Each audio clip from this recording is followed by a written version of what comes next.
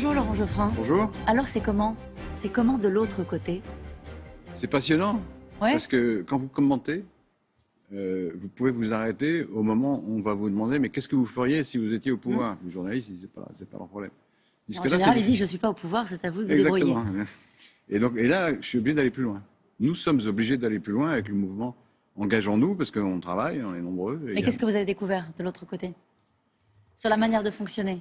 Et après, on va rentrer dans le détail de ce que vous proposez. Sur la manière de fonctionner, c'est plus dur. Les gens sont assez méchants quand même. Les journalistes notamment.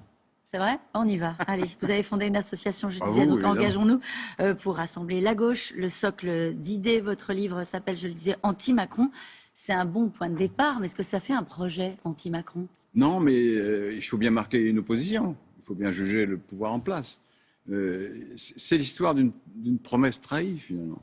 Macron, au départ, il dit et de droite et de gauche. Donc il va prendre ce qu'il y a de bien des deux côtés, et puis il va faire une synthèse intelligente, et ça va rassembler les gens. Mais ça s'est pas du tout passé comme ça. Les premières mesures, elles ont favorisé les favorisés. Les réformes, c'était contre les acquis sociaux. Et puis, il y a eu ces phrases que vous connaissez et qui montraient une sorte de mépris de classe, quand même. Vous dites que ce n'est pas une doctrine, c'est un instrument de prise du pouvoir. Oui.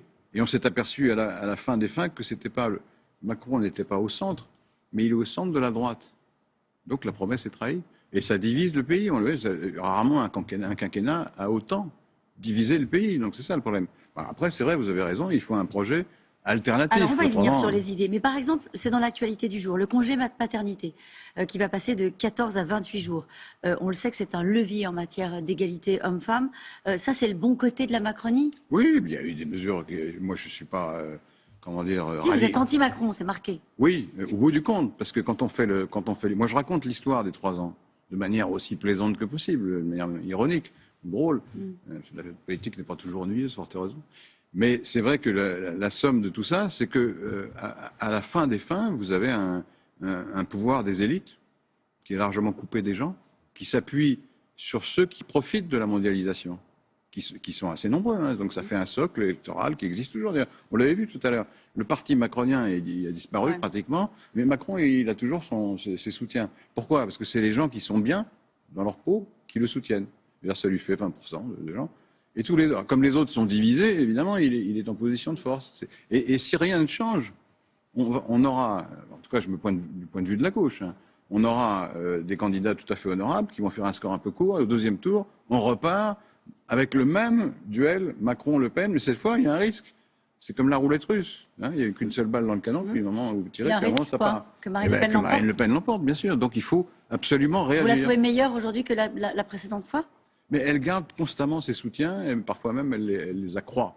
Donc, on revient sur les idées. Anti-Macron, j'y reviens. Sur le plan de relance, sur le choix de mettre 100 milliards sur la table, de recourir au chômage partiel, massivement, de baisser les impôts de production. C'était pas prévu, ça, parce que ça, c'est la réaction à la crise. Oui. Donc ça, il a bien fait de faire ça. Mais je constate que ce sont des mesures de gauche. Donc, le fait de relancer l'économie par des dépenses, c'est ce qu'on reprochait à la gauche depuis toujours. Ça, c'est le macronisme, c'est de droite et de gauche. Non, mais c'est sous l'empire de la nécessité. Et ensuite, je vous fais remarquer que la relance, elle va surtout aux entreprises. Elle va assez peu aux ménages et aux gens. Les gens, ils sont dans la difficulté. J'ai l'impression, vous écoutant, Laurent Geoffrin, pardon, je vous coupe, que ce qui vous gêne le plus, c'est la méthode. Non, c'est le fond. C'est la stratégie de Macron pour le pays, qui est mauvaise à mon avis, c'est d'adapter la France aux réquisitions d'une mondialisation qui est dure. C'est ça sa stratégie. Il y a une cohérence, hein, je comprends. Mais on manque l'essentiel, c'est-à-dire la question sociale, les inégalités. Et puis, on est trop lent et pas assez efficace sur la question de la prédation de la nature, sur la transition écologique. Donc il faut un projet alternatif. Alors lequel? Réinstaller les salariés au cœur de leur entreprise, c'est un peu fait. Retour d'un commissariat au plan. Non, c'est pas fait du tout. C'est un peu fait. Ce qu'on propose va beaucoup plus loin. Nous proposons de mettre à parité les salariés et les actionnaires dans les conseils d'administration. On n'y est pas du tout. Non, on n'y est pas du tout. C'est une mesure très importante.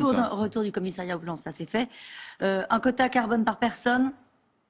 Ah oui, alors ça, il faut réfléchir, c'est complexe. Je suis désolé, c'est un peu compliqué, mais il y a un objectif global d'empreinte carbone pour le pays. Donc il faut que chacun sache ce qu'il dépense en carbone. Oui, mais ça existe, hein. Oui, en Angleterre. Au lieu d'avoir, oui, en Angleterre, par exemple, au lieu d'avoir une carte bancaire, vous avez une autre carte où vous dépensez votre quota carbone. Et quand vous le dépassez, bon, on ne va pas faire la police des gens, mais au moins vous le savez. Et donc ça fait appel au sens civique. Et on peut aller plus loin pour des secteurs comme le transport aérien, avec des quotas alors là, qui deviennent plus impératifs. Parce que c'est les classes riches qui prennent l'avion essentiellement. Si on augmente le prix du billet, les classes pauvres en sont exclues. Vous nous dites que la gauche peut encore produire des idées nouvelles? La preuve. Autour de l'écologie, Comment ? autour de l'écologie, est-ce que l'écologie doit être le moteur de cette recomposition de la gauche? Est-ce que c'est pas ça le sujet? C'est un des moteurs essentiels, mais c'est pas le seul. Parce que si vous ne traitez pas avant la question sociale, vous avez les gilets jaunes. C'est-à-dire qu'il y a une mesure écologique, on augmente la taxe carbone. Comme on n'a pas fait attention à la situation des gens qui sont modestes et qui sont obligés de prendre leur voiture, vous avez une révolte. Et si vous faites ça dans d'autres domaines, vous n'aurez pas 300 000 gilets jaunes, vous allez en avoir des millions. Donc ça veut dire, Laurent Geoffrin, que vous vous sentez très éloigné de ces maires écologistes qui parlent du Tour de France en disant que c'est un truc polluant et macho, ou alors du sapin qui a un arbre mort? Sur le Tour de France, c'est un peu méprisant. Jadot a raison là-dessus. Vous avez vu ce qu'il a dit? Il a dit c'est un mépris de classe. C'est un peu ça, il a un peu raison. Je parle de la critique unilatérale du Tour de France, qu'il faille le réformer, tout le monde est d'accord. Mais dire les gens sont sur leur canapé à Vachy, etc. Oui, mais ça, les gens, c'est le peuple. Donc vous vous sentez éloigné de cette écologie-là et elle ne peut pas être leader de cette recomposition de la gauche? L'écologie ne peut pas absorber la gauche. Pourquoi? Parce que ce n'est pas la même manière de voir. L'écologie, c'est les rapports avec la nature. Mais la gauche, c'est les rapports des hommes entre eux. Les rapports des hommes entre eux sont aussi importants, sinon plus, que le rapport avec la nature. Comment est-ce qu'on recompose la gauche? Le seul à qui vous ne tendez pas la main, c'est Jean-Luc Mélenchon? Il est sur une ligne qui n'est pas du tout la mienne, qui est populiste et dégagiste. Moi, c'est pas du tout mon truc. S'il voulait venir, on serait très content, hein, c'est pas la question. Mais vous avez une gauche radicale, vous avez une gauche écologiste. La gauche n'a jamais gagné sans le troisième courant, ce que j'appelle la gauche de l'action. Alors c'est une gauche dont on dit qu'elle est trop réformiste, d'accord, mais enfin c'est elle qui permet de gagner, parce qu'elle est crédible. C'est celle de François Hollande? Non. Si. Parmi plein d'autres, c'est pas une question d'hommes ou de femmes. On verra bien. Pour l'instant, en termes de ligne, vous êtes très éloigné de ce qu'a fait François Hollande pendant J'ai des critiques que j'ai exprimées dans mon journal, d'ailleurs, qui sont très nettes. Hein. Ouais. Oui. Quoi?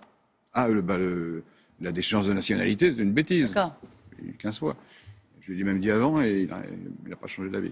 Anne Hidalgo est-elle la personne qui peut rassembler la gauche? Pourquoi pas? Pourquoi pas? Quels sont ses atouts? Elle a beaucoup d'atouts, puisqu'elle représente justement une gauche qui sait gérer, qui sait gouverner, et elle a avec elle les écologistes. Donc c'est déjà beaucoup. En plus, c'est une femme, donc ça nous changera un peu de la classe politique traditionnelle. Et puis bon, elle a beaucoup de qualités.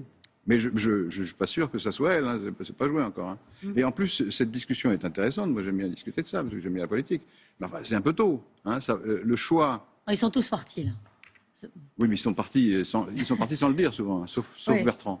Bon. Mais ça va se faire dans un an. Pour l'instant, il faut des idées. 3054 abonnés sur Twitter. Combien d'adhérents à l'association? Est-ce que ça part aussi vite que vous l'aviez imaginé, Laurent Geoffrin?